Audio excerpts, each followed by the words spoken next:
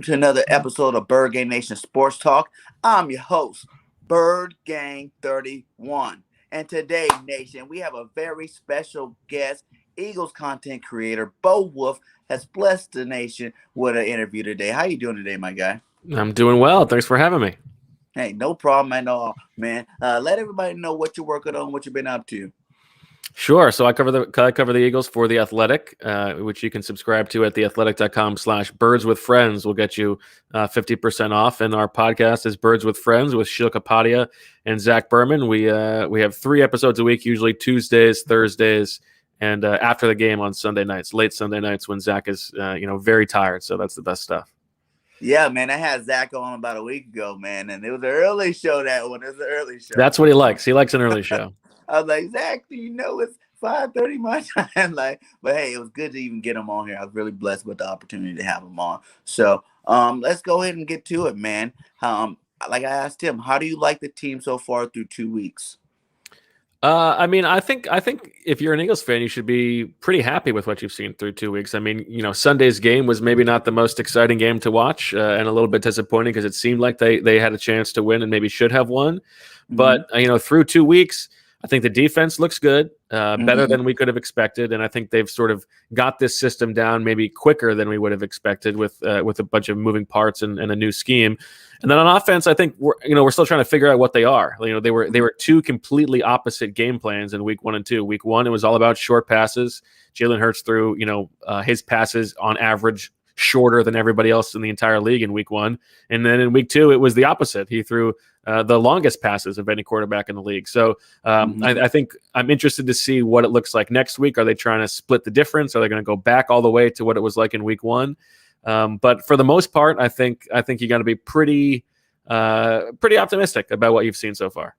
Yeah, man, I love the defense both games. You know what I'm saying? Even 2 games, 23 points. You know what I'm saying? That's really good. Or 23 or 24 points. That's really good for the defense. You know what I'm saying? They averaged they allowed like 26 points per game last year. So that's like half of that. So pretty good.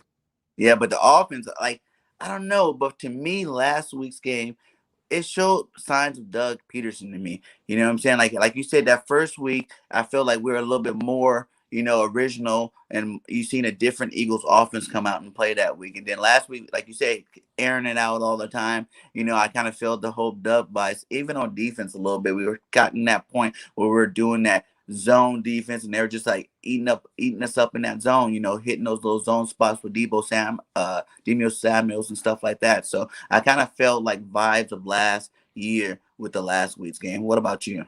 Well, I think on defense first, I think that's the way that they want to play. And I know that it can be frustrating as a fan when you're watching a team go on like a 13, 14 play drive that's like 90 something yards. Like, let's just get off the field already. You'd wish they would just give up a long touchdown, but I think that's the way they want to play. Jonathan Gannon has talked about last year's Rams defense as something of sort of what they're hoping for. And that's the way they play as well. Make the offense stay patient and not get antsy, and all it takes for them is one play, one sack or something like that, and all of a sudden they're behind the sticks, and it makes it more difficult to sustain such a long drive. The Eagles have only allowed 2 plays all year long of 20 yards or more, and that's the fewest in the league. So I think they're doing what they want to do. And we could debate about whether that's the right thing to do. I think it works in today's NFL. The flip side is on the offense, as you were talking about, to say that it looked like last year's offense is like, that is ugly, because last year's offense was so bad. And I think it was a little bit better. And I rewatched the game, and I thought that it was maybe a little bit better than I thought live, because they really did. They moved the ball, and it just seemed like every time there was something that went wrong. And maybe we shouldn't. Maybe we should have thought, this is a young team. With a new system, we should expect some of those hiccups. But, I think you also have to give a little bit of credit to the 49ers defense, which is just much better than what they saw in week 1 with the Falcons defense. Yeah, they definitely were a lot better. I will give them that.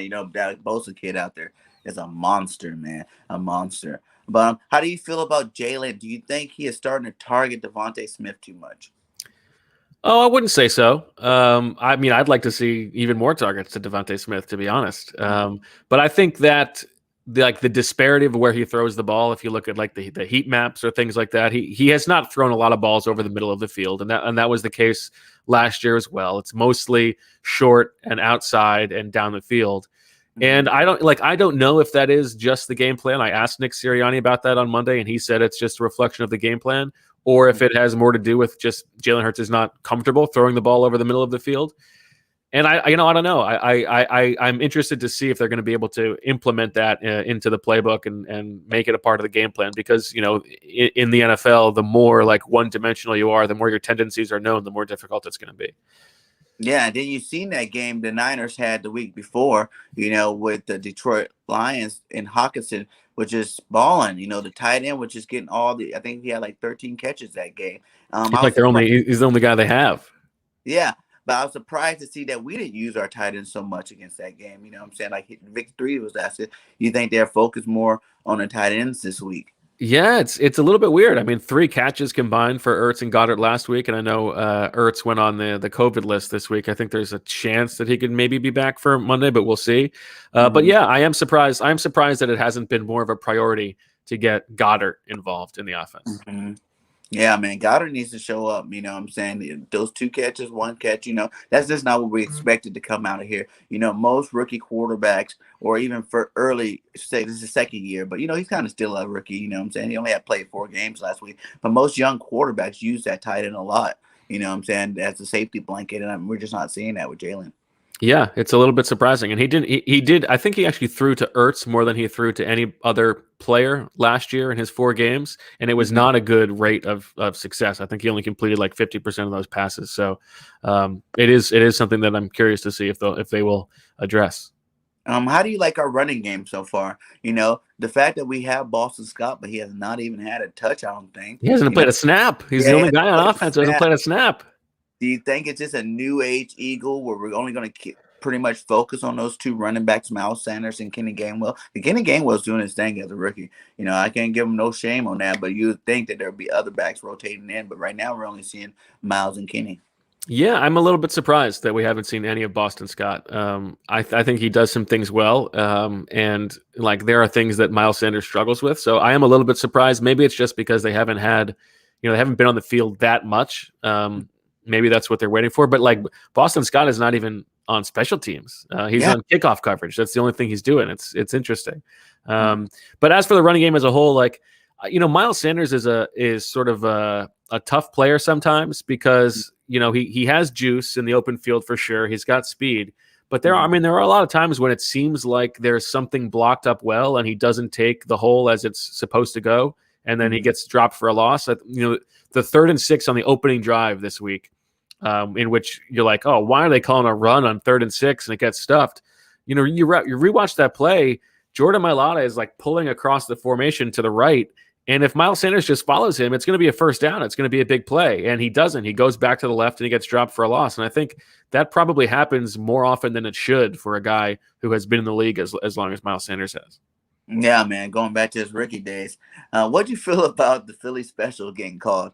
Oh man, goal line. Were you as if mad you're as gonna me? call that, you better be right, man. And it was bad. And we talked about this on our podcast. Like, I don't think Sirianni calls that play if he's not the coach of the Eagles or if it's not the first home game of the season. Like, I think he was sort of pandering a little bit. Like, let's give this crowd a Philly special on the first game that I'm here in front of the fans. And I think it was a little bit too cute. I think it was a little too cute. It was. I didn't even know that was a play until like kind of it unrevealed itself. I was like, what are they doing? You know what I'm saying? Like, I thought they were going to line up, play some smash mouth football, and get it in First there. and goal at the 1. Let's go. Yeah. I even want to see. Would you mind seeing? My Lotta at running back for one play on the goal line. Just how everybody wants that. I know. Yeah, man. Yeah, that's something you want to see as well. I don't know. I'd rather just run behind him. He's such a beast. I'd rather just run behind him. Right. Maybe make him the fullback. Okay, we lost Brandon Graham. Brandon Graham, yes, but we're gonna talk about the defense next. Brandon Brooks. Are you tired of seeing Brandon Brooks keep going down every single year? Like, he is great when he's on the field, but the last couple of years he hasn't really been there. How do you see the future for Brandon Brooks going? And what's your take on Landon Dickerson taking over for him? Yeah, I mean, this is the problem when you build a roster that has so many guys over the age of 30. I mean, it's nothing against Brandon Brooks. I think he's a great player when he's been on the field. Mhm. Nobody rehabs harder. He's like a superhuman uh, in terms of like recovery, but like he's 33 years old or whatever he is. And this, like, the same thing happened with Brandon Graham. Like that, this is just what happens. And so, like, you're thinking to yourself, okay, if only the lines can stay healthy, like, we're going to be really good this year. But the lines aren't going to stay healthy when, like, the majority of the guys are over 30. That's just how it works. Yeah. So, like, it's fine in terms of his future. I forget exactly what his deal is. I think there's a good chance that this is his last year in Philadelphia. He will be back this season. Nick Sirianni said it's not a season-ending injury. Mhm. But I mean, you've got a guy in Landon Dickerson, like, this is exactly what he was drafted for. So like, Brandon Brooks is one of, if not the best player on the team in terms of like how he compares to other players in the position, in Mhm. the league at his position. But it's also like the one position where the Eagles should be able to be fine, given that they spent this pick on Landon Dickerson. Um, you know, this is exactly what he's here for. And he was healthy enough to play last week. He was okay. He wasn't great. There were a couple of things in pass protection that I think he missed assignments on, like some stunts and twists up front. But like, if he can't get the job done, then like they shouldn't have drafted him. Yeah. And then we got Nate Herbert. But do you think that those couple plays, probably more too, that he probably wasn't getting first team reps all week?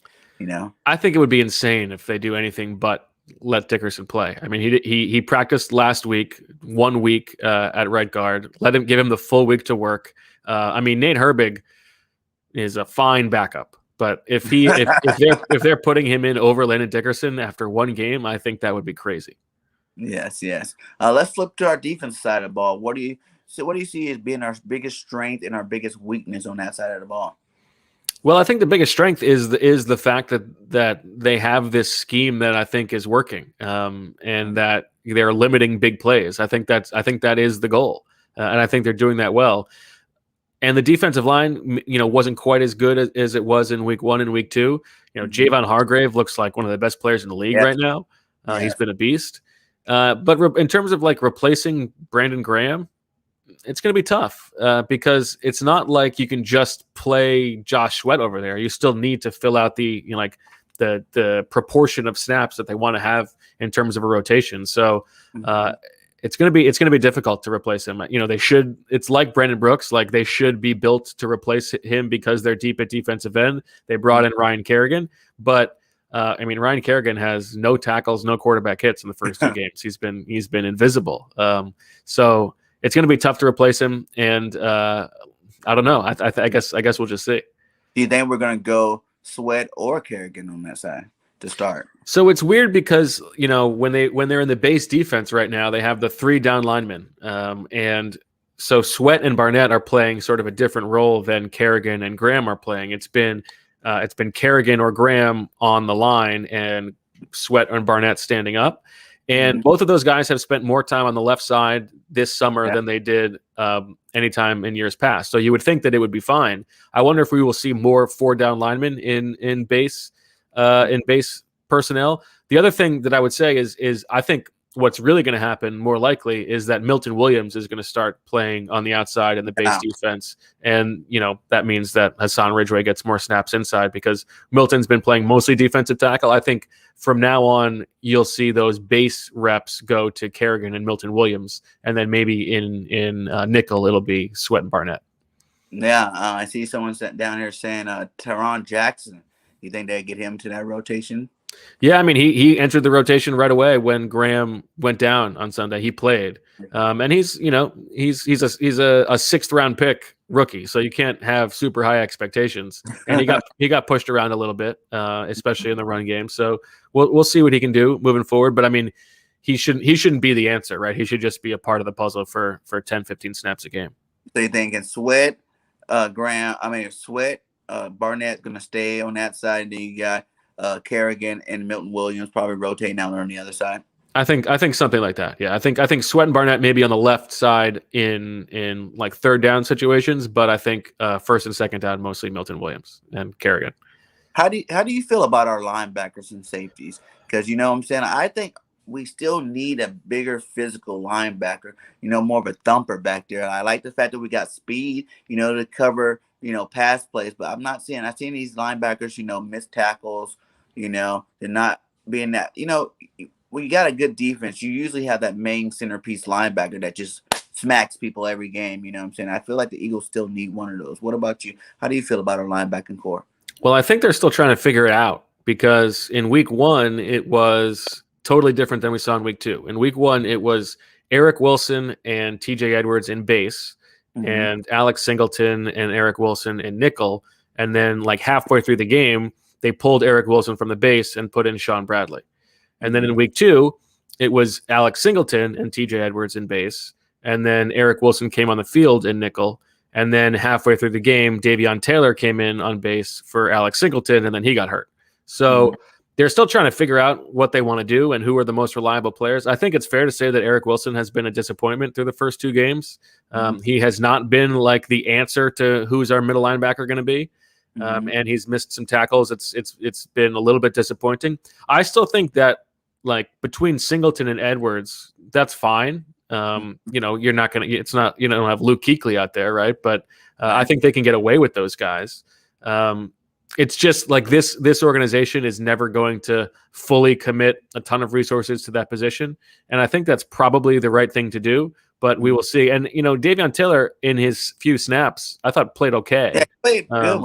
He did some things, but he's going to get pushed around. He's a small guy. So in the running game, who knows what happens, but I don't know. I think it will be interesting. What about our safety group? Did you hear anything about McLeod playing this week? Haven't heard anything yet. And it's, he said over the summer he was expecting to play week one. And, obviously that hasn't happened. He didn't play week one or week two. I wouldn't be surprised if he plays this week. I think that's possible, but we haven't had any news yet, and we won't really find out about his practice participation until Thursday. And if he doesn't, how are you feeling about Kayvon and Epps out there? I think they've done fine. There have not been any glaring issues so far. So it's like I said before, they haven't allowed any big plays, just two all season long. One of them was on that long completion to Debo when it was just a nice throw by Garoppolo in between Singleton and Edwards, or Singleton and Wilson rather. And then it was a well-timed play and Singleton missed the tackle. And then the other one was like a 21-yard run by Jermichael Hasty at the end of the game. So that was not a big deal either. So, I mean, it's part of the scheme. They're playing two deep safeties most of the time. And so those guys haven't been tested a ton, but so far so good. Yeah, we got a Cowboys fan in here. What's up, boys for life? He says Michael Parsons is going to dominate. How do you think he's going up against Lane Johnson and Jordan Mailata? I don't think he's going to dominate. Yeah, that's what I was saying. Like, they used him as linebacker game one, then they used him as defensive end at game two. So I wonder which way they're going to use him this week. You know what I'm saying? Like, I think they got to keep him at defensive end because DeMarcus Lawrence is out. Yeah, and I don't think he's a rookie. I don't think he should have anything on Lane Johnson. That shouldn't even be an issue there. What do you think are some of the issues coming up facing these Cowboys?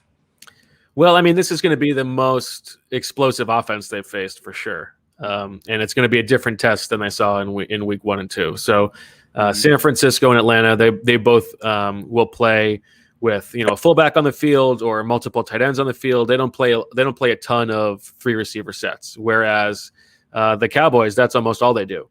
And that is going to test this defense more than they have been tested so far. So, are the Eagles going to stay in this sort of static zone defense, not blitzing a ton, make you beat them? Or are they going to have to bring a little bit more heat against Dak Prescott to try to force a turnover? So there's no doubt that the Cowboys offense is the thing that I think the Eagles should be worried about this week. What about those receivers? Do you think we have played more man against them? You know what I'm saying? Like this week, because I think Slade has shut down Cooper, year after year. He does a pretty good job against him. And then I imagine Nelson should be able to do a little bit against Lamb, as long as we have that, safety help over the top.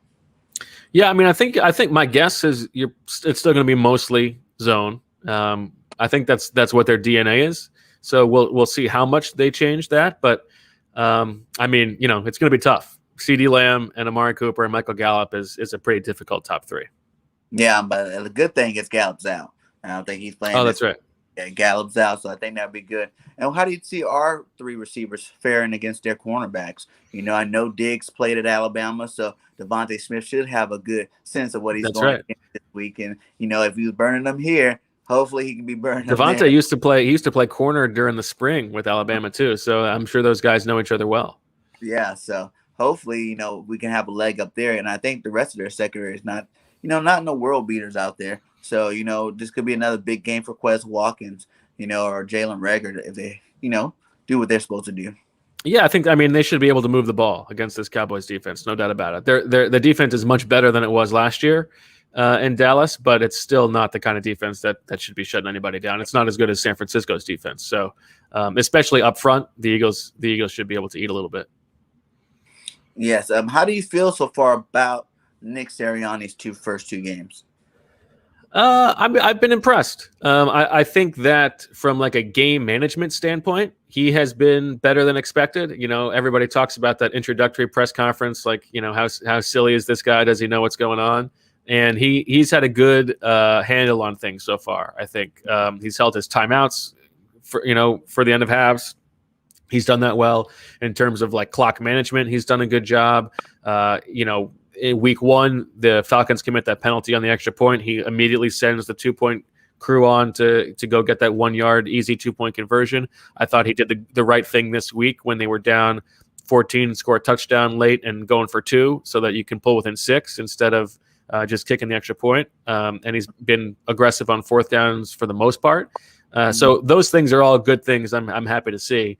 And then in terms of like him as an offensive play caller, obviously it was better in week 1 than it was in week 2. But they again, like I said, rewatching the game, I was a little bit more encouraged about Sunday's performance than I was live. So I would say overall, I'd go thumbs up for Sirianni. Yeah, that's cool. You know what I'm saying? Like, yeah, I do want to see him get a little bit, more aggressive. I want to see a couple, maybe it's a little bit more RPOs, a little bit more tight end pops types plays for the tight ends to get more involved in the game. And I think that should help out our offense a lot more. Who do you think is going to be the player to watch this game on offense? Good question. Maybe Gainwell. How about that? Because Gainwell. I think up front the Eagles have a real advantage at the line of scrimmage, so I think we might see them lean heavily on the running game. But maybe instead of Sanders, that means that Gainwell's on the field a little bit and he can make some plays out of the backfield. There are some people calling for Gainwell to start over Sanders. Are you one of those people, or do you think Sanders' level is a lot more higher than Gainwell? I think eventually there's a good chance that like Gainwell helps like pave the way for the Eagles to move on from Miles Sanders. But while they're both here, I don't think there's really any reason to like elevate Gainwell over the other. You need both of those guys anyway, so you might as well sort of keep things status quo. And what do you think about bringing Howard up from the practice squad? Why? They say everybody's saying we need a physical back. Yeah, I don't know. Those tough yards. I mean, they have struggled in short yardage over the first 2 weeks. That is true, but to me, I don't think that has been a running back issue. I think it's been some execution blocking wise up front, and there's also absolutely no guarantee that Jordan Howard is going to be any better at that than what they have on the roster already. Yeah, man. Because I think Miles can be a power runner too if he just stops doing so much bouncing around. You know what I'm saying? Like you said, if he would have followed the block, he probably would have got that first down. Not following the block got him, Yeah, that does happen. Okay. So what do you think the defense is? Who's going to be the defensive player of the game this week? Let's see. I mean, how about let's see what Josh Sweat does now. He's just signed his big contract. Brandon Graham is down, so he should be in a bigger role. Let's see if he steps up. I like Josh Sweat. He's really young. He's only 24 years old. I think it was a good contract for the Eagles to sign. But let's see what you got. Let's go out there and make a play. You just got paid. Yeah. Let's see what you got. Let's earn that paycheck. Do you give me 3 hot takes for the game? 3 hot takes. You're putting me on the spot. Yeah, that's what we do here. We want to hit all the juice while I got you on here, my guy. 3 hot takes. Jeez.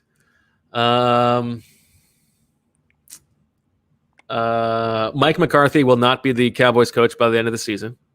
Nice.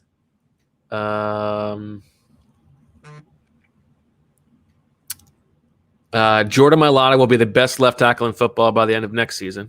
All right, I like that one. And Quez Watkins has a better career than Jalen Reagor. Woo! All right, those are some. See, it worked out because those were some great hot takes, my guy.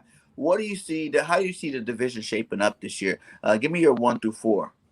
Well, I think it's these two teams. I think the winner of the division is going to be one of these two teams. I think the Giants are the worst team in the division. I think they're very bad. I think they might win, 3 games. I would say Washington 3, Eagles 2, Dallas 1 for now. As long as Dak Prescott stays healthy, it's hard to bet against him. Oh man, like I got it the same thing except for reversed at the top, but it's all good. They are a more proven team until we show that we can beat them. Then I understand why you put them there. How do you think the Eagles season is going to go out? Especially these first 6 games. What would be your record prediction for these first 6 games? They are the hardest 6 games of the season. Yeah, I mean, I think probably 2-4. I mean, after this, you've got the Chiefs, and then it's at Carolina, and then you got the Bucks. So, like, Chiefs and Bucks, you're probably just those are L's, right? I mean, unless something crazy happens. Yeah. So you split the other 2. I think 2-4 seems about right. And your overall for the team? Before the season, I said 9-8. I guess I would stick with that. 9-8. Yeah. That's not bad. That's a fair schedule. Fair. It's fine. I mean, that could win the division. It's not crazy. We're over 50% there. Yeah, I got us going 12-5. 12-5. Wow. Before the season started, I'd say 12-5. I think our floor is 10-7. You know what I'm saying? The floor is 10-7. Yeah, dude. Give me some of what you're smoking. I did a season, with the talent that we have, because I feel like our offense is going to be hard to stop. Even though I said that, and last week they were very easy to stop. But like I said, I feel like it was Nick Sirianni's, look in the mirror game, where now it's time for you to look in the mirror and realize you are head coach, you are, the play caller for this team, and you can't come after a game like Atlanta and have a great play calling game and then come back and have a game like this. You know what I'm saying? So I think he takes a good look in the mirror. He gets his play calling together, and this week we see a different team.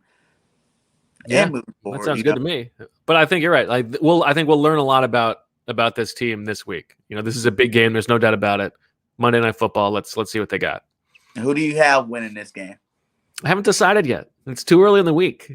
I gotta rewatch the Cowboys' first 2 games. I gotta see what happens in practice. I gotta let it marinate a little bit longer. Let it marinate a little bit. Well, I got the Eagles winning this game. I know you do. You got to win in 12 games. And this is definitely not one of those 12 games. Like I do say, maybe at the end of the season, if we do win those 12 games, then Dallas will split because we won't be playing our starters in the last game against them. So then they get a split. I got a sweeping the Giants and possibly sweeping the Redskins or the Washington football team. So that's how I see the division shaping out. Going into the end of the season this year. And like I said, it all starts with this game with the Cowboys. I feel like this is kind of, even though it's early in the season, it's only week 3, I kind of feel like it's a must-win game for Nick Sirianni.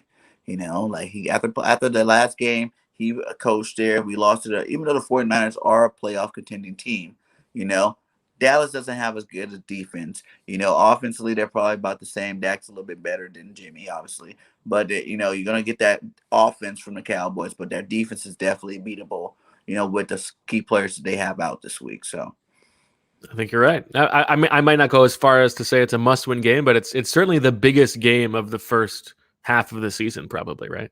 Mm-hmm, the first game.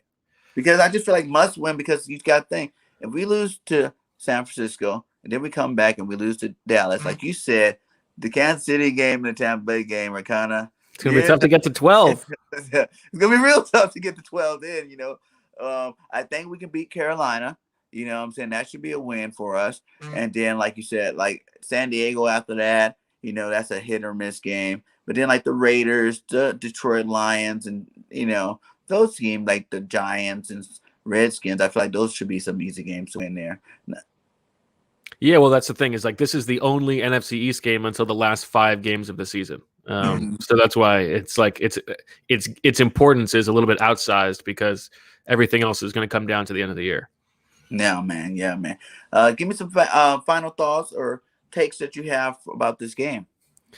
Man, I think you got all the takes I got. I was just scraping the bottom of the barrel to get those hot ones for you. So that's I think that's pretty much all I got. I'm just like I'm excited to see what happens on Monday night because you got to imagine that like this is both sides bringing their A game. Who is a better team, right? Like we're gonna Yeah. find out on Monday night. So I'm excited to see it. So I know you said you got to do your research, but you just go in for the fans. Go ahead and say the Eagles gonna win this game this Monday night for the I don't fans. know. I'll say For this. the fans. I'll tell you this. If the Eagles are going to win 12 games, they will win Monday night. Yes, bro. There you go. Got it out of it, even though it wasn't correct. The correct way to get it out of you. But yes, if the Eagles win 12 games, we're gonna win Monday night. So I'm gonna take that as a win Monday night from you, Bo. Hey, There you thanks go. again for coming on the show. Give everybody another breakdown where they can find you at on your social media platforms. Sure, you can follow me on Twitter at Bo_Wulf, WULF. Although, you don't really need to follow me on Twitter. You've got better things to do. But you What? can listen to our podcast, Birds with Friends, which you can also follow on YouTube. And then make sure you subscribe to The Athletic, and you can get a good 50% off deal. TheAthletic.com/Birds with Friends will get you the best deal possible. Yeah, you guys, and please like this video on the way out. Also, subscribe to Birdgang 31. We are on the road to 1K in our first 3 months. We are at 175 away from 1K, guys. I got the watch hours up. Let's get those subscriptions up. Also, subscribe to my new All Eagles network. It's called Birdgang Nation Sports Media. The link is inside the chat. Please subscribe to it. We're trying to get that channel growing. We got a lot of great Eagle content creators in there with more to come. We're going to try to do 7 days a week, all day, one-stop shop for your Eagles content creator needs. You know what I'm saying? So, and if you got anybody that needs a gift, a wedding gift, a birthday gift, anniversary gift, early Christmas gift, please go get them a La Terrain watch. La Terrains are the official sponsors of Birdgang Nation Sports Talk. If you use promo code BirdGame31, you will get 10% off. So, hey, Bo, I hope you check out the channel. Keep up with me because at the end of the year, I'll be like, I told you, Bo, we're at that 12 To and get to 5 mark. 12, yeah, you got me back. I'm going to get you back, my guy. And you have a great rest of your day. And thank you guys for watching another episode of Birdgang Nation Sports Talk. Like I always say, fly, Eagles, fly. Till next time on Birdgang 31. We are out. Peace.